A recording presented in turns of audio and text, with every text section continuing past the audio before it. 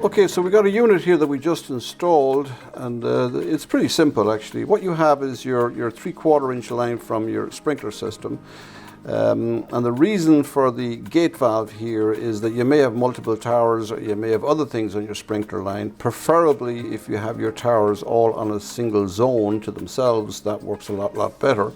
But you know, the idea of the water valve here is that, we'd say you had 2 or 3 towers on the system, that you could control the flow rate coming in, because the first tower obviously you'll get most of the pressure, and as you go down the line, you know, the third tower, the second tower might get less water. So this regulates the flow of water coming in, and then you ultimately finish off on the top with the bubbler. You can adjust the bubbler on the top to control the flow of water to the tower. Now also you have the quick connect here, which is, you know, some people don't like to see all this contraption out there during the winter time, and you can quick connect it here, store this section for the winter and put it back in the spring, and you're back in business. If all this is too much for you, you can hire a professional sprinkler company, and I'm sure they will be only too glad to help you out. Now all you have to do here is just keep that bottom pipe there 1 inch below grade, and you should be good to go. You don't want to put it too deep because you have to remove it for the winter. As you can see here, the bottom ring is 30 inches, so you'll be 15 inches, 15 inches in the center. On a side note, you need a piece of rebar or a piece of conduit there to make sure that that center pipe is kept straight. Now here he's put it a little bit too deep, so he just nips off the twisty ties there, and he'll just give it a little scrub around the bottom and then raise it up a little bit until he gets to the top, where if you're anywhere between 3 and 4 inches, you're good to go. And then he'll just retie that. Again, 3 to 4 inches on the top, you are good. Now for now, you're just only going to hand tighten that there. You're not going to clamp it down or tighten it up. You're just going to hand tighten that there for now, because you will be removing it before you put the tower back on again. Now, as you can see, if you want to grow premium top quality sun patience, you need a very effective watering system. People ask me, how do I water these? I tell them I water them with my phone.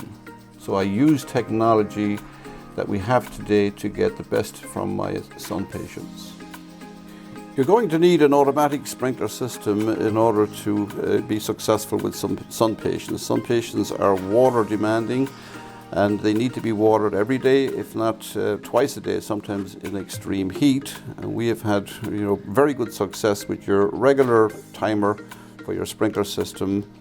However, you know, with the flower tower, it's a lot more intense. You're going to have to run to that box and adjust the time pretty much on a weekly basis, if not on a daily basis, which can be quite consuming. But if you upgrade to the HydroWise system, you'll make your life a lot easier, because you won't be running downstairs, running to your basement, adjusting the time, looking at your sun patience wilting in the heat. You can sit and have a cup of coffee and adjust everything with your phone. With the addition of the flow meter, it makes it ultimately the best system possible to get the best results possible for your sun patience and your towers. This shot here demonstrates a couple of things. Number one, it demonstrates the versatility of sun patience. As you can see, these 2 towers are way out in the street here, full sun, blasting all day on them. Obviously, they'll need a little bit more water than the one that's over in the front of the house behind the magnolia.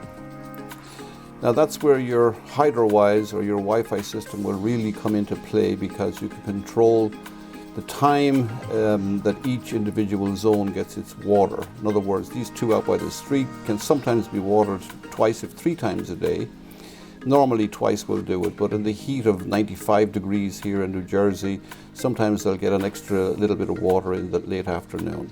However, to get all 3 to grow the same, you know, to look the same, and again, there's the versatility of the sun patience. They'll tolerate that blasting heat of sun, and they'll tolerate that shade to semi-shade in the one here by the front. But to get them all to grow evenly, the one by the front door there might be watered once a day, but normally it's about twice a day, and it's only with the bubbler, In actual fact, it's only on for about 3 minutes, and the ones on the street here are on for 5 minutes. 5 minutes maybe at 4 a.m. in the morning, which is the best time to water, and they might be on again in the afternoon, usually about 2 o'clock.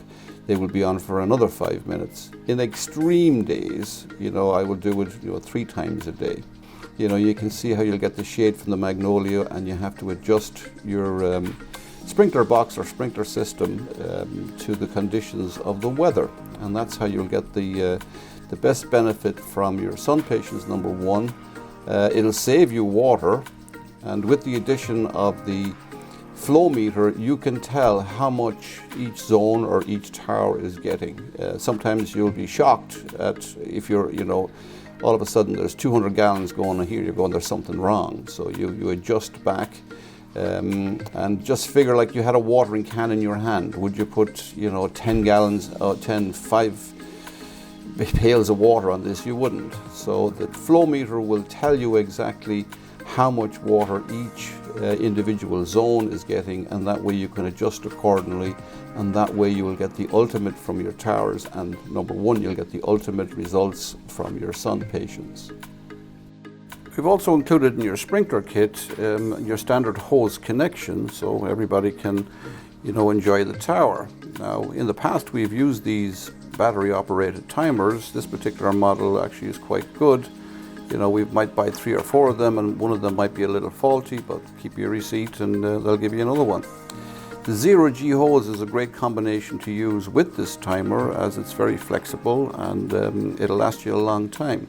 But all in all, we've got good results with using this one. Pretty easy to use, pretty easy to operate, and I'm sure you'll be successful with it. You'll have to go back and adjust it now and again, but all in all, it's not too bad. Ideally, the Wi-Fi system is the way to go, but on a budget, this system works pretty good.